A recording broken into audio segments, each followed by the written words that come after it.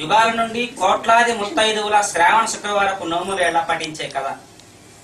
తెలుగు సాంప్రదాయంలో కలిసిపోయినటువంటి కథ, తెలుగు సంస్కృతిలో లీనమైనటువంటి కథ.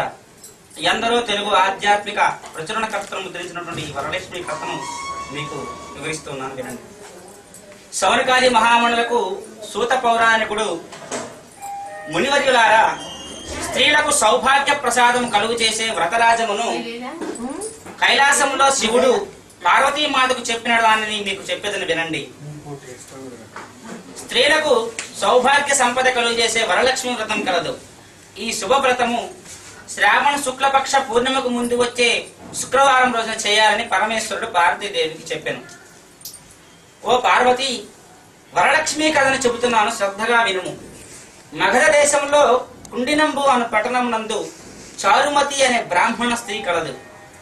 ఆమె భర్తనే దైవముగా భావించి ప్రతిరోజు ప్రాతకాలముననే మేల్కొని స్నానాదులు ముగించుకుని తన పతిని పుష్పములతో పూజించి అనంతరము అత్తమామలను సేవిస్తూ ఇరుగు పొరుగు వారితో సఖ్యతగా జీవనం సాగించుచుండెను. చారుమతికి ఒక రోజున స్వప్నమందు వరలక్ష్మీదేవి కనిపించి, నేనమ్మా వరలక్ష్మీదేవిని, నీ భక్తికి ప్రసన్నురాలనై ప్రత్యక్షమైనాను.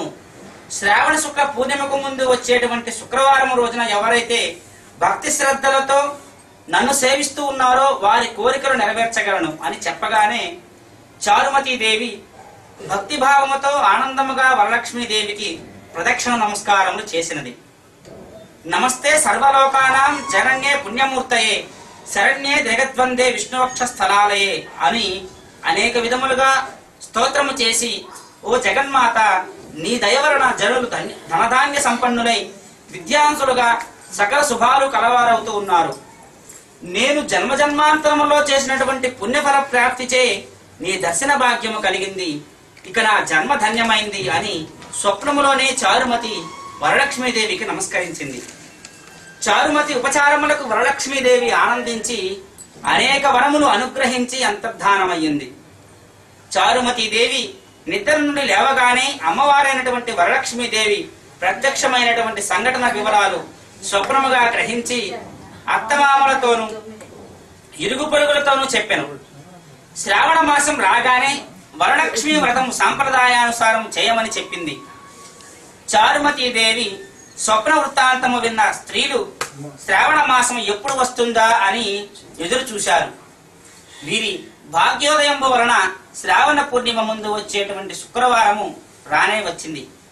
ఆ రోజునే వరలక్ష్మీదేవి చెప్పిన రోజుగా గుర్తించుకొని ప్రాతకాలంలోనే లేచి స్నానాదులు గావించుకొని పట్టు వస్త్రములు కట్టుకొని ఆశ్రమము వేచి బియ్యము పోసి కలశమును ఏర్పరిచి దాని యందు వరలక్ష్మీదేవిని ఆవాహన చేసెను.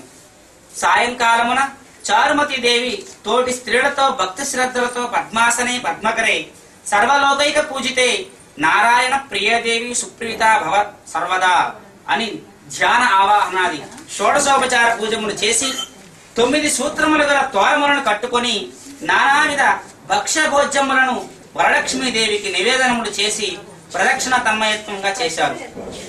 ఈ విధంగా మొదటి ప్రదక్షిణ చేసిన ఆ స్త్రీలందరికీ కూడాను కాళ్ళయందు గల్లు గల్లుమనే శబ్దం వినిపించింది. ఆ శబ్దము ఎలా వచ్చిందో అని తమ కాళ్ళ వైపు చూడగా గజ్జలు మొదలగు ఆభరణములు కనిపించగా ఇది వరలక్ష్మీదేవి యొక్క కటాక్షమేనని చారుమతీదేవి ఆ స్త్రీలు ఎంతెంతో పరమానందముతో రెండవ ప్రదక్షిణ చేయగా వారి యొక్క హస్తముల యందు కన్నులు మిరుమిట్లు గొలిపే కాంతులతో నవరత్న ఖచ్చితమైనటువంటి కంకణములు మొదలగు ఆభరణములు మూడవ ప్రదక్షిణలో సర్వాలంకార భూషితురాలయ్యారు. చారుమతి ఇల్లు స్వర్ణమయమై రథ గజ తురగ వాహనములతో సౌభాగ్యముతో నిండిపోయింది.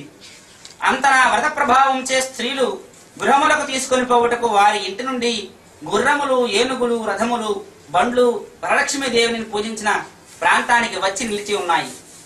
చారుమతి మొదలుగా గల స్త్రీలందరూ కూడాను తమకు కల్పోక్త ప్రకారముగా పూజ చేయించినటువంటి ఆ బ్రాహ్మణోత్తముని గంధ పుష్పాక్షతలతో పూజించి వారికి 12 భక్ష్యములు వాయన దానం ఇచ్చి దక్షిణ తాంబూలములు ఇచ్చి నమస్కారములు చేసి బ్రాహ్మణోత్తములు చే ఆశీర్వాదం పొంది వరలక్ష్మీదేవికి నివేదన చేసిన భక్ష్యభోజ్యాదులను బంధువులతో భుజించి వాహనములపై ఇండ్లకు వెళ్లారు. ఒకరితో ఒకరు ఇదంతా చారుమతీదేవి పుణ్యఫలమని అనుకున్నారు. ఇది అంతా చారుమతి స్వప్న వృత్తాంతం వల్ల కలిగిన పరిణామమే అని చారుమతీ దేవిని పరిపరి విధములుగా పొగుడుతూ ఇళ్లకు వెళ్లారు. ఆ రోజు నుంచి చారుమతి మొదలగు స్త్రీలు ప్రతి సంవత్సరము వరలక్ష్మీ దేవిని పూజిస్తూ ధన కనక వస్తువాహనములతో సుఖముగా ఉన్నారు. కనుక ఉత్తమమైనటువంటి ఈ వ్రతము చేసిన వారికి సర్వ సంపదలు కలుగుతాయి. ఈ వ్రతము బ్రాహ్మణ, వైశ్య, క్షత్రియ, శూద్రులు మొదలైన వారందరూ కూడాను చేయవచ్చును. ఈ కథను విన్నవాడికిని చదివిన వాడికిని వరలక్ష్మీదేవి యొక్క అనుగ్రహ ప్రాప్తి కలిగి సకల కార్యములు సిద్ధించును. ఇది సౌభాగ్యదాయకము, సర్వ రోగహరము, సర్వ రుణహరము, సర్వరక్షాకరము. ఈ కథ అనంతరము అక్షతలు శిరస్సును ధరించి పసుపు కుంకుమలను గడప మధ్యలో పెట్టి